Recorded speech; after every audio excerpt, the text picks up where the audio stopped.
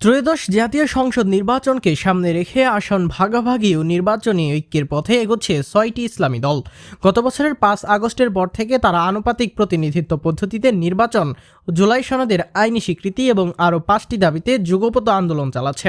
পাশাপাশি একক vote bank তৈরির লক্ষ্যে আসন সমঝোতার বিষয়েও গুরুত্ব দিচ্ছে দলগুলো।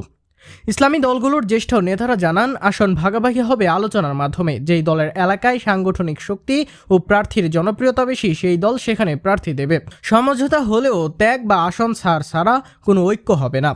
বাংলাদেশ জামায়াতে ইসলামীর সেক্রেটারি জেনারেল মিয়া গোলাম পরোয়ার সম্প্রতি খুলনায় এক অনুষ্ঠানে জানান, সমমাননা দলের সঙ্গে সমঝোতা হলে জামায়াত ১০০ আসন ছেড়ে দিতে পারে। যেসব আসনে জয়ের সম্ভাবনা কম বা পূর্বে প্রতিদ্বন্দ্বিতা করেনি সেগুলো অন্যদের জন্য ছেড়ে দেওয়া হবে। তিনি বলেন, আমরা ৩০০ আসন প্রস্তুত রেখেছি, তবে সমঝোতার ভিত্তিতে প্রায় ১০০ আসন ছাড় দিতে পারি। ইসলামী আন্দোলন বাংলাদেশের এক নেতা জানান, প্রথমবারের মতো ইসলামী দলগুলো একই ভোট ব্যাংকে ঐক্যবদ্ধ হওয়ার চেষ্টা করছেন। যেমন বরিশালে ইসলামী আন্দোলনের অবস্থান শক্তিশালী, সেখানে জামায়াত প্রার্থী দেবে না। আবার যেসব এলাকায় জামায়াতের অবস্থান ভালো সেখানে অন্যরা প্রার্থী দেবে না। দলের মহাসচিব অধ্যক্ষ মাওলানা ইউনুস আহমেদ বলেন, যে আসনে যার সাংগঠনিক শক্তি, প্রার্থীর মান ও জনসমর্থন বেশি তাকে অগ্রাধিকার দেয়া হবে। সব দলের ত্যাগের মানসিকতা থাকতে হবে। তফসিল ঘোষণার আগেই সমঝোতা চূড়ান্ত করতে চাই।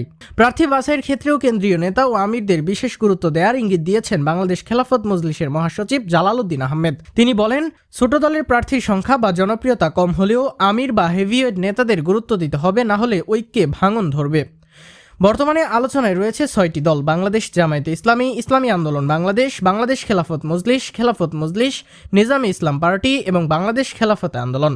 তবে জমিয়তে উলামায়ে ইসলাম বাংলাদেশ বিএনপির সঙ্গে জোটবদ্ধ হয়ে নির্বাচনে যাওয়ার প্রস্তুতি নিচ্ছে বলে জানা গিয়েছে।